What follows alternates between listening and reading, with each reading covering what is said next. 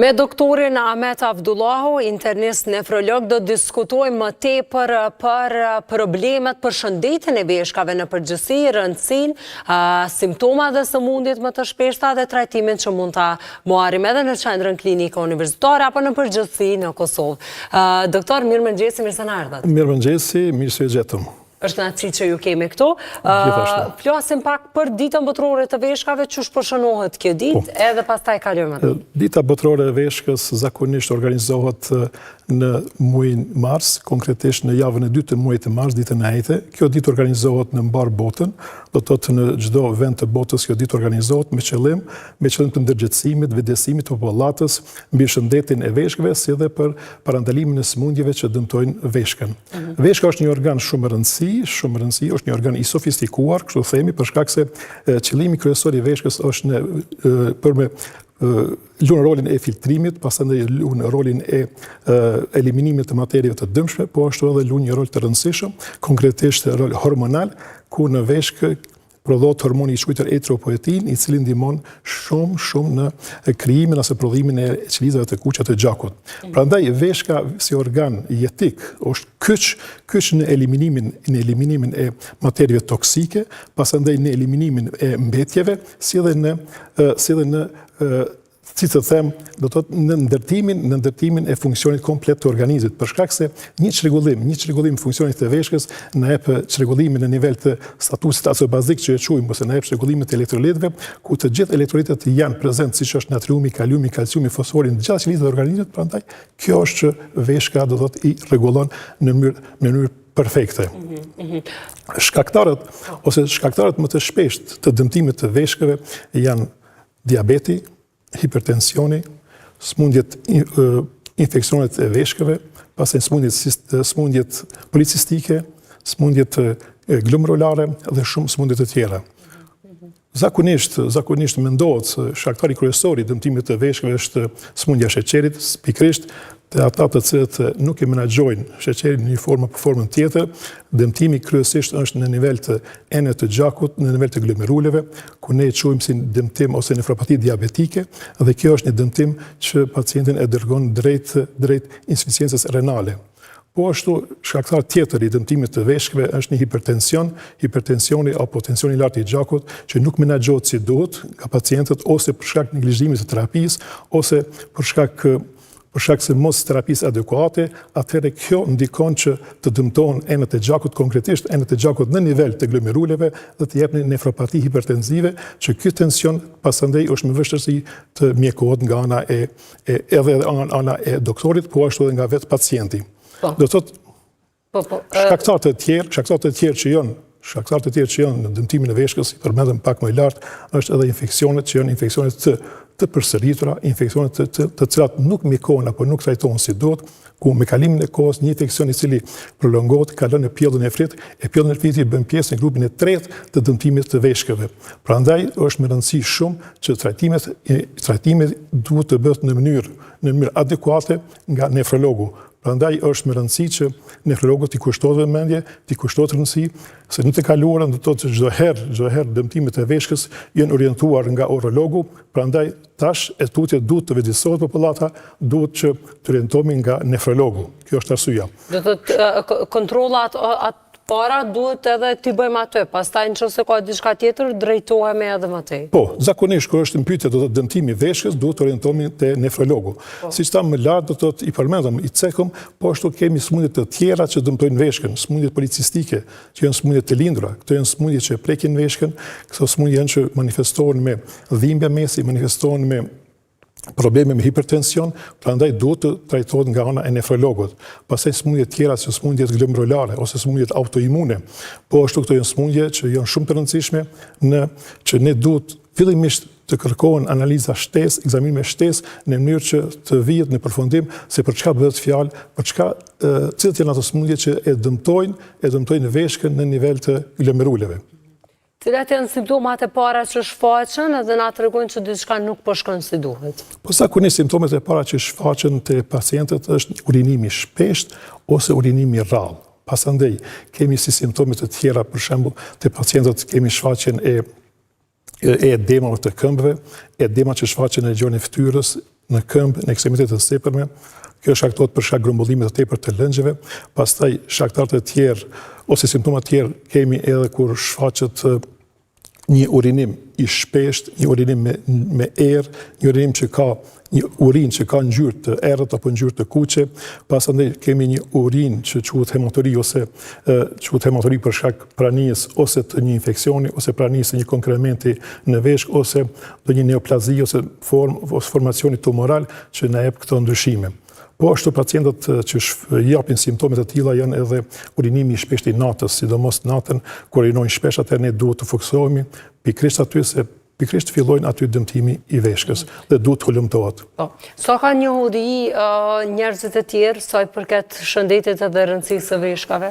Po të flasmi tash sa i përket njohurisë në nivel këtu të ne në Kosovë, është një njohuri, po të them, shumë pak është i njohur, sidomos nefrologu shumë pak është i njohur në Kosovë për smundjet e veshkave. Prandaj populata është pak si them, pak është e informuar ose pak është edukuar ose pak është e vetëdijsuar për problemet e veshkës. Prandaj ne pikërisht në këtë ditë do të çojmë një mesazh që veshka duhet të mbrohet. Si të mbrohet veshka, si do të mbrohet veshka? Veshka do të mbrohet duke konsumuar ujë. Do të nese paku duhet të konsumojmë ujë 1.5 litra ujë. Pasandaj duhet që të largohemi prej sa më pak kripës, pasandaj të largohemi sa më pak proteina, sa më pak mishin e kuq.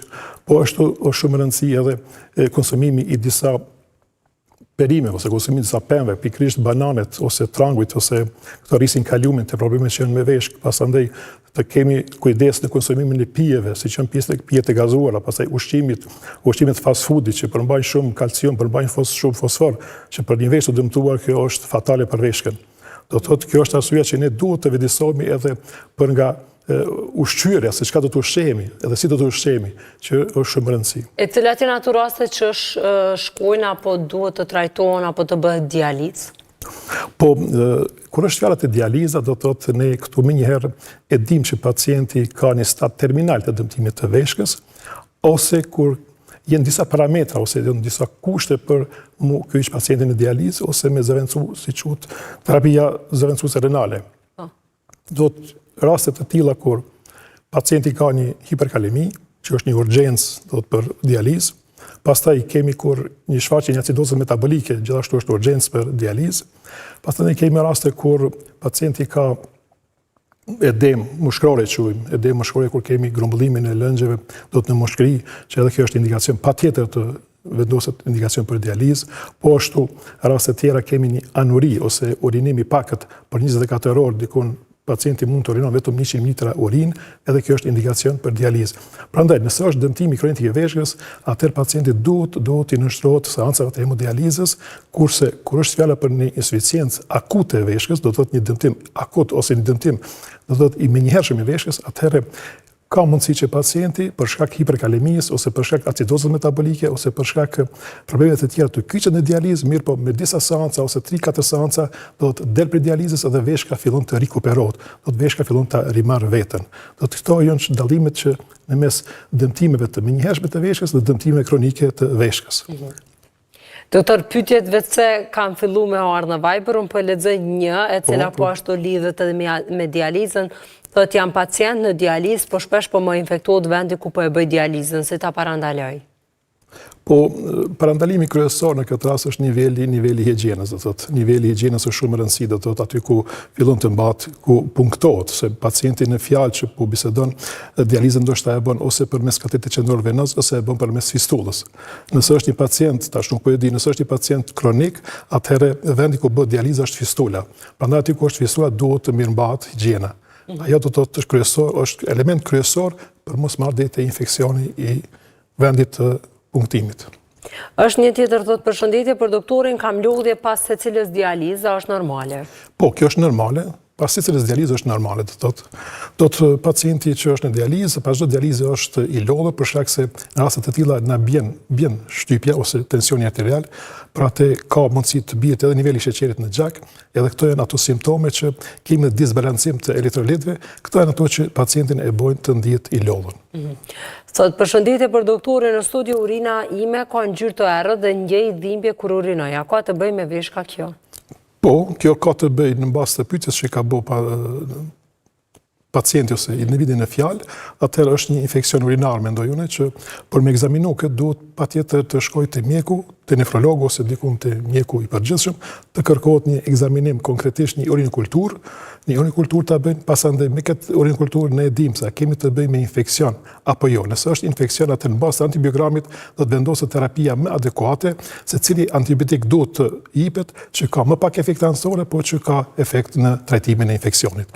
Por në rastet e tilla kur urinekultura nuk na del, është sterile, atëherë ne kërkojmë ekzaminim shtesë, kërkojmë të bëhet një strishë uretrale në mënyrë që të evitohet infeksioni urinar. Doktor, do thotë analizat me urinë apo urinekulturë janë më të thjeshta edhe më të para që duhet me i bërë, për me pa gjendjen se ç'është jemi. Po, pikërisht, është një analizë thjeshtë. Do si rutinë kërkohet një urinë thjeshtë, aty të urinës së thjeshtë që thamë përpara, pasandaj kërkohet një urinekulturë, në rast nevojës kërkohet edhe një strishë uretrale. Po në rastet e tjera si metodë ekzaminuese mund të bëhet edhe imazheria, do të thotë një eho e veshkës. Dhe të shohim se ka mundësi që pacienti mund të ketë një konkrement guri në veshkë, ata pacientë që kanë guri në veshkë do të thotë zakonisht ata infeksionet janë shumë të shpeshta.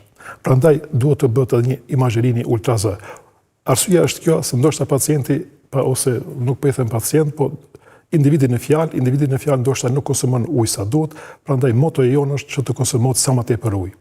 Uji do të thotë nuk e lejon krijimin e një infeksioni. Sa më pak ujë do të thotë veshka fillon të zhvillon funksionin dhe pikërisht për atë shfaqen infeksionet urinare. Shumica në rasteve. Me depërtu pastaj. Po. Thot një tjetër, përshëndetje për juve në studio, mjeku më ka thonë se kam nivel të lartë të keratininës. Çka do thotë kjo dhe si mund të ndihmoj për të përmirësuar funksionin e veshkave? Do të si metodë tjetër ekzaminuese, do të thotë që parametri më lartë është një analizë e gjakut. Te individi ose pacienti në fjalë është një nivel i lartë i keratininës. Kjo po na tregon se veshka ka filluar të doptohet. Veshka ka filluar të zogëroj funksionin. Prandaj te ky pacient në mënyrë fillojmë ekzaminimin e kërkojmë quhet një klerencë keratininës, do të mënyrë e dim e kërkojmë këtë analizë edhe dim parafërsisht sa përqind është dëmtuar veshka. Klerencë keratininës sa përcakton do të thotë dëmtimin ose shkallën e dëmtimit të veshkës. Me bazën e kësaj ta vlerësojmë edhe vazhdojmë tutje. Po kërkojmë analiza të tjera shtesë. Nëse është një analizë e keratininës që është rrit brenda ditëve të fundit ose javëve të fundit, atë duhet të bëhen ekzaminime tjera shtesë, që tham.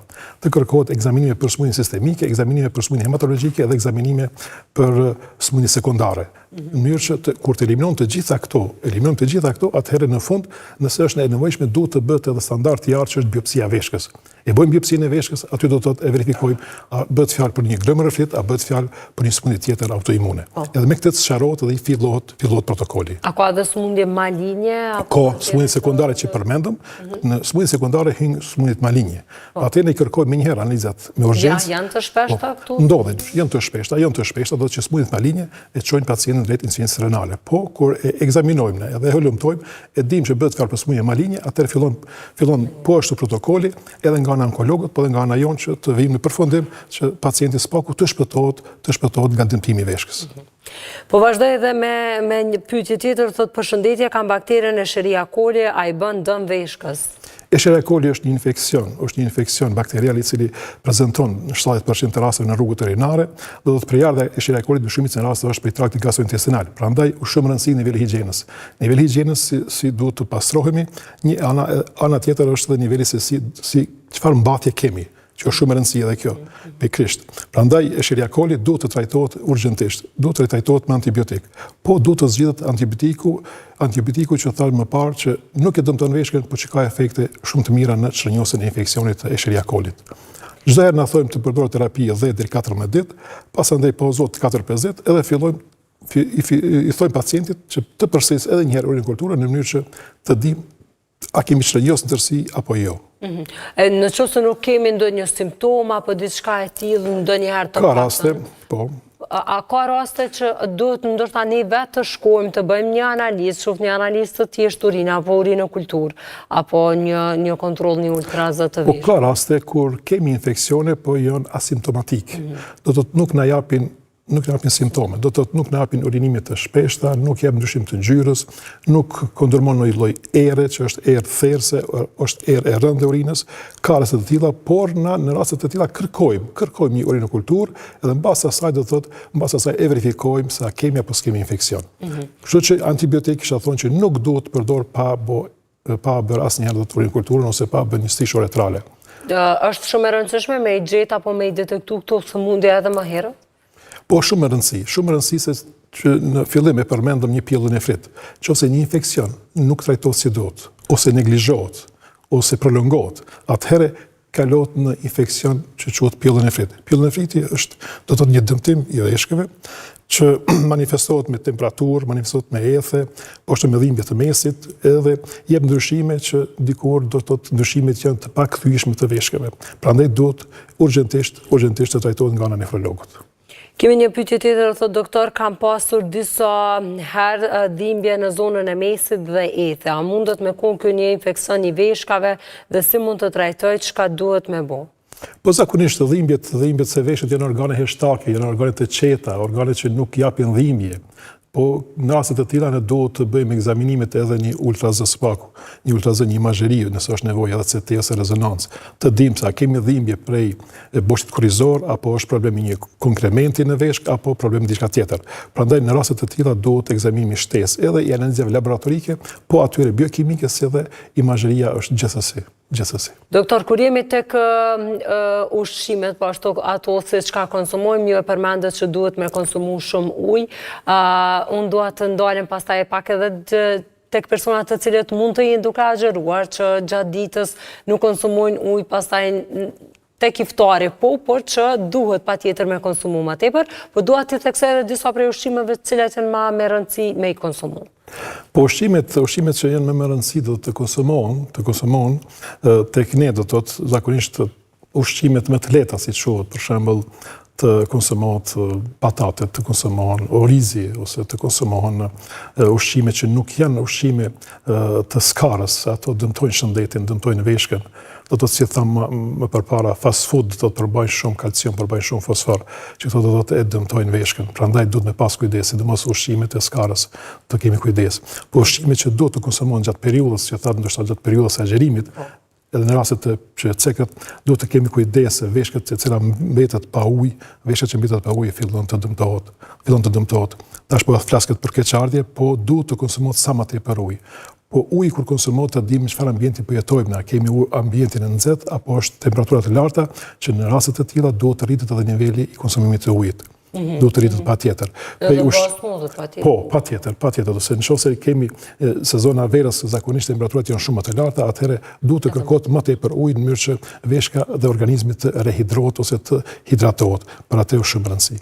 A ka diçka të tillë si kura natyrale që rekomandohen, unë po e quaj kura natyrale, po diçka që ndihmon, lehtëson dhimbjen apo parandalon ndoshta shfaqjen e një? Po ka, janë disa preparate natyrale që kanë origjinë bimore, do të thotë që ato përmbajnë do të thotë substanca që ndikojnë pozitivisht, do të thotë në kurën ose ndikojnë pozitivisht në trajtimin e infeksioneve të lehta urinare, nuk të urinare, por nëse në momentin kur ne e detektojmë një mikroorganizëm që është prezent në organizmin tonë, konkretisht me mbas të urinokulturës, do të patjetër të kalohet në antibiotik. Për ndryshe, jemi disa lloj çajra që konsumojnë çajrat ose disa langje që përmbajnë përmbajnë substanca që ndihmojnë, po në atë moment kur shfaqet infeksioni atëherë nuk na kryen punë këto çajra. Nuk kryen çajra. Bile preferohet që disa lloje çajra që kanë origjinë specifike emrin nuk preferohet kurse si të përdoren për shkak se drejt për së drejti e dëmtojnë veshkën. Kështu që me pas kujdes, edhe disa lloje çajra që përdorim nëse për ndryshe dëmtimi është i pavitueshëm i veshkës. E theksova këtë pyetje për shkak se kemi një pyetje tjetër, thotë përshëndetja, ka efekt pozitiv me përdor hirën e lopës? Po hira e lopës sa ku më lexuan, do thotë ai ka përmban acid folik, përmban. Acidi folik është shumë i rëndësishëm do thotë për shëndetin tonë, pikërisht për në nivel të qelizës. Do thotë acidi folik mendoj që është gjenerator në sektorin ADN-s. Prandaj hira besoj që nuk është e dëmshme, është e shëndetshme për konsumim. A ka persona të tillë të cilët mund të lindin me sëmundje të veshkës, qysh përballen, qysh është cilësia e jetës së atyre personave? Po, ka raste kur lindin me malformacione të lindura, ai quajmë veshkët, ka persona që lindin me një veshkë, që ata persona do të thotë ndoshta tërë jetën e tyre nuk e dinë që ka lindur me një veshkë, po një ekzaminim i rastësishëm i tyre e çet në pa se pacienti ose individi në fjalë e ka një veshkë. Po ka dhe forma të tjera të malformacioneve, kur kemi veshkë ektopike, kur veshkët janë të vendosura jo në vendin e duhur, po janë diku në një hapësirë tjetër të organizmit, apo kemi raste kur veshkët janë 3 apo më tepër veshka që janë të ngjitra mes veti, apo që kanë formë patkoj që quhet, edhe ato do të thotë, po zakonisht kur kemi ndryshim të strukturës anatomike të veshkës, atëherë këta pacienta kanë infeksione më të shpeshta. Apo si me quajtur në raste kanë, sidomos moshat e reja, kanë refluks veziko-uretral që mund të manifestohet me dëmtime të veshkës. Kemi një person tjetër që pyetët kanë babi në dializë, so janë gjasat që dhun të kenë problem, jam 41 vjeçare. Po në këtu zakonisht mirët një anamnesë, do të janë anamnesë familjare, do të thotë, anamnesa familjare shumë rëndësi, do të përcaktojmë se në familje kemi pas dikën të smundje të veshkës, kërkohet baba, nana ose dajt, zakonisht, ose tezet, apo diçka, në qoftë se këta kanë një predispozit familjare, atëherë edhe individi në fjalë, do të thotë që ka bë pyetje, duhet të ekzaminohet me analiza biokimike, imazherike, që të evitojnë smundjet e veshkës.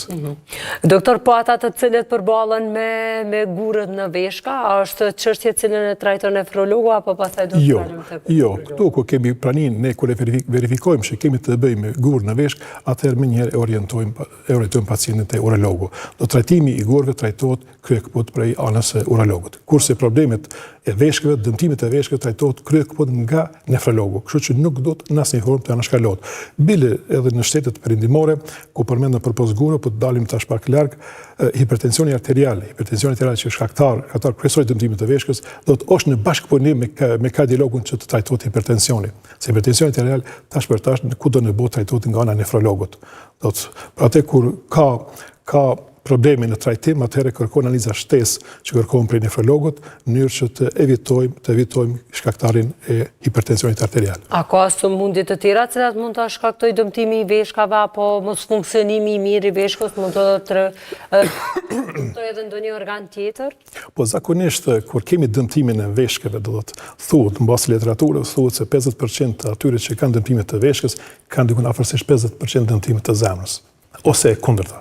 Ata që kanë probleme kardiake, probleme kardiovaskulare, dikon 50% të atyre kanë probleme me veshkë. Kështu që veshka, zemra janë të lidhura njëra me tjetrën.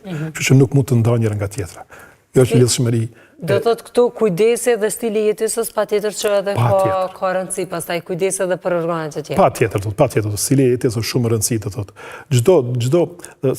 Çdo infeksion ose çdo smundje që prek organizmin, dashët apo s'dashtëm, ka më prek edhe veshka. Doktor, faleminderit shumë për këto informata që keni nda me ne, faleminderit edhe për këshillat po ashtu, për kohën që keni nda me që në pjesë e emisionit mëngjesit, sepse e di çfarë ditë të angazhuar çdo herë kene, e po ashtu edhe prej...